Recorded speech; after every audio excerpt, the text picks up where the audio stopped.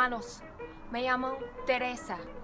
Cuando nací me llamaba Teresa de Cepeda y Ahumada, pero después de muchos años me empezaron a llamar Teresa de Ávila. ¿Y por qué? Porque me hicieron santa. ¡Una santa, tío! ¿Lo puedes creer? Pues Santa Teresa de Ávila, o además Santa Teresa de Jesús. ¡Madre mía, qué honor! Era una santa en España, el mejor país del mundo, te lo prometo. España, tienes que visitarme allí. Pero allí en España aprendí a ser una mujer del Señor, con fe, con oración, con dedicación al más alto. Y allí es donde empecé mi historia. ¿Quién era yo? Pues yo era una religiosa, la fundadora de las Carmelitas Descalzas, con mi hermano Juan de la Cruz, amén hermano, una mística y también una escritora española. Y las escritoras españolas son el mejor tipo de escritor. No sé si lo sabías, pero así es. ¿Has leído Don Quijote?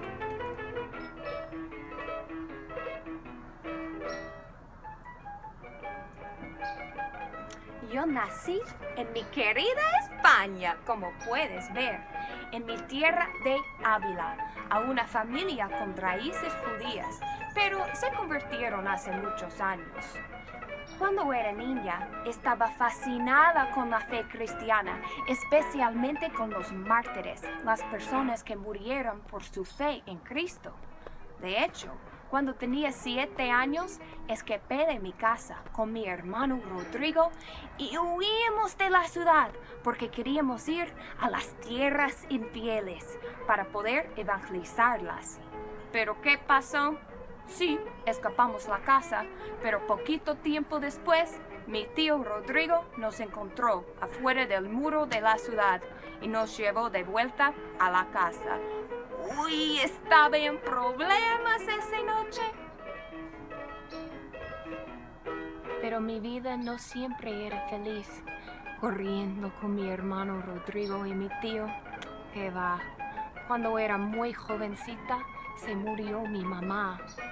Eso me afectó muchísimo, me causó muchísimo dolor, pero fue por medio de eso que encontré a mi Señor Dios y a la Virgen como mi madre verdadera. También, durante mis años del ministerio en el convento, siempre estaba enferma.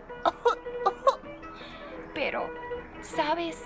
A pesar de mis enfermedades y dolores y todo eso, el Señor me hizo fuerte y fue por medio de la pérdida de mi mamá y de mis enfermedades que pude llegar al nivel espiritual a que logré con el Señor Dios.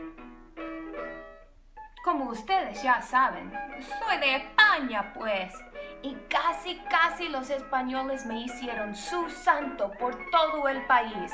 Pero ¿sabes qué pasó? Lo dieron al Santiago de Compostela. ¿Qué va?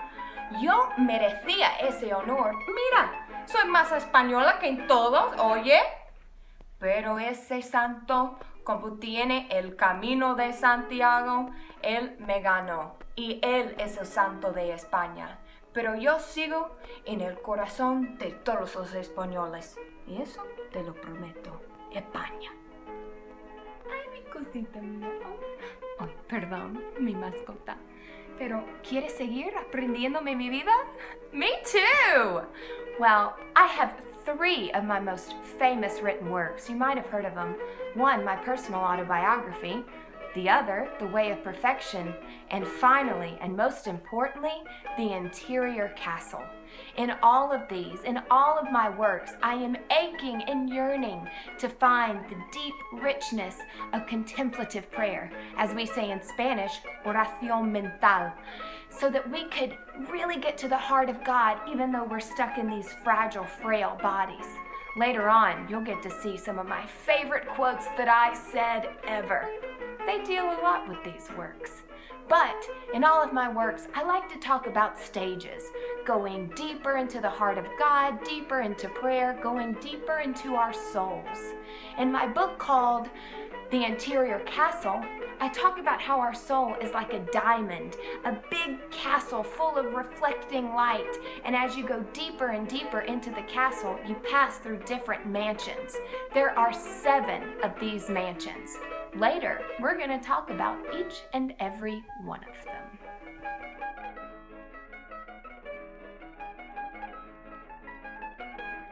Dwellings we were talking about. Let's go into those a little further, shall we? The book of Santa Teresa. So the first dwelling, the first mansion that you enter is the one where you realize, hey, I'm in a castle. There's more to see here. And so you keep going, and this is where you're just starting your prayers. These are your everyday prayers of simple folk, but you know that there's more. You want to keep going further. And the temptations of the world around you, they're still hounding you in this mansion. You still have to work to not get distracted, but you can do it. This is mansion 1. Now, the second dwelling, the second mansion, is where the soul begins to understand the calling and the voice of God. It's not an audible call just yet, but it comes to us through words, but words spoken from teachers or friends or in study of God's precious word. This is when your intellect starts to get sharpened and you understand further. But you're still getting attacked by those temptations and the pulls of the world, and you start getting sucked back in, so you have to fight to power through this level of prayer. The third mansion is when the soul must move beyond that understanding that we talked about before. You've got to bring your will into submission, into the things that will lead you into the likeness of God. The importance of humility is huge here, because you know what? Us humans, we'd often rather work for recognition than purely out of selfless love and a desire to serve the Lord. This is when you must battle to train yourself as a faithful servant, willing to serve unnoticed. The fourth mansion. This is when the soul begins to experience the supernatural. You are becoming so close to the supernatural being. This is when the consolations of prayer come in. And these consolations, these are gifts of God that are given to you. They serve to expand the heart's capacity for joy. You also have the prayer of quiet and the prayer of recollection. The prayer of quiet is when you sit without speaking in the presence of God and listen for Him to speak. The prayer of recollection is when the soul remembers and rebuilds the place where it can go to pray, and it retakes control from the senses that try to draw you out of it. The fifth dwelling is a prayer of union, and this is the state in which the soul is completely withdrawn from the senses and is totally aligned with the Creator. The temptations have no ability at this stage. The soul immediately recognizes truth and goodness, and your appetite is craving those things only. The sixth dwelling, this is when the soul aches, truly aches for a desire to be at one with the Creator and leave the world totally behind.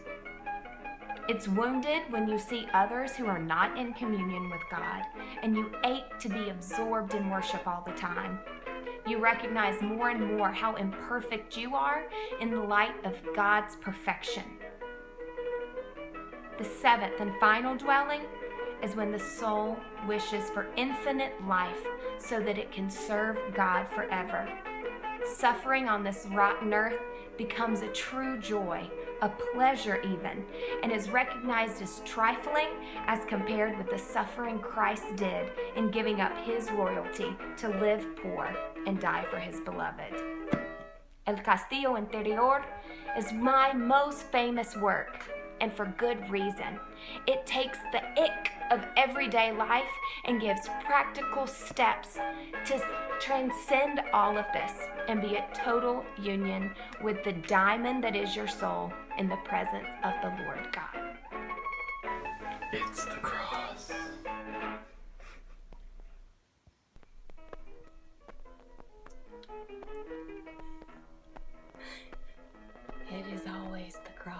just like my brother, John of the Cross.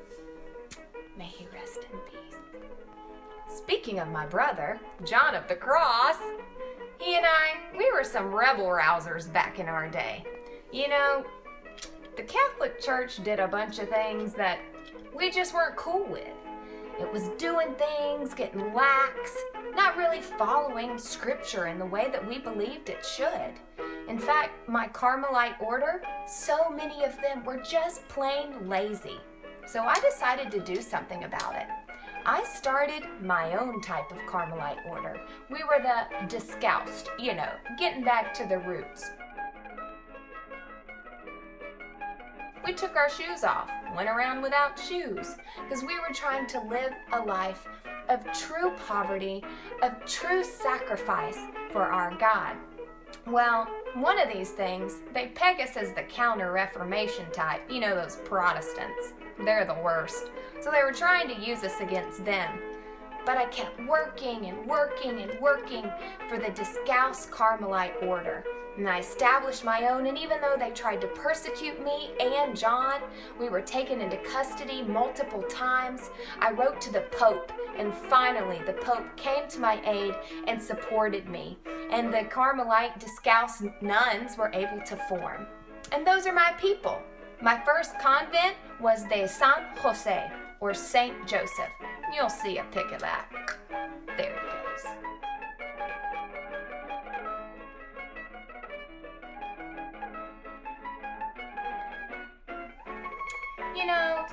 Many people, they look up to me, and I really appreciate that. But that was not my aim. As we talked about in the interior castle, my goal was to get higher and higher through the mansions until all I wanted to do was just serve God because I can, and to give Him glory for as many days as humanly possible. That's who I was. But thank the good Lord above, they made me a saint and a doctor of the church in the 1900s. Can you even believe it? These are two of my pals. They're good people. I pray for them often. But anywho, a lot of people, not necessarily these guys, but they look up to me and they put me in pop culture even today. Do you know that chick Brooke Fraser from Hillsong? She wrote a song about me. You can check it out. It's called Orphans, Kingdoms. Real deep, just like me, And also, on the opposite of deep, The Simpsons featured me. Yeah, in one of their seasons, they did an episode in Spanish. It's called Maggie se ha ido. Well, Maggie, she left, and she went to a convent and hung out with me.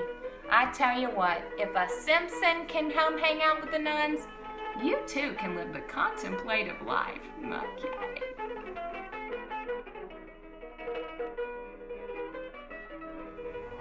Hace calor, ¿no? España, always hot. Well, speaking of España, my unshoes sisters and I, we walked nearly all over the country, telling of the new option, the new Descalced Carmelite order. I very nearly made it to every province in the country, including mi querida Andalucía. Aquí, you can see Sevilla, the most beautiful city in all the earth. Well, we walked near, far, wherever you are, telling of our Carmelite order, but above that, telling of God's good works, of all that He taught me through my visions and intimate moments with Him as I laid sick in my bed, as I traversed mansion after mansion of the interior castle, finally arriving at ecstatic union in the 7th mansion and the perfect dwelling with God on high. And that is my prayer for all. That's my prayer for you. Ole. Oh, ay, mi niños, perdóname. I was just here, practicing contemplative prayer. I'm gonna keeping on with this practice. I'm just gonna go through some mansions for a little bit, and you should too, so onward, Christian soldiers. As I pray mentally, I leave you all with some beautiful guitarra española and some of my most famous words. You can quote me on that. Buenas noches.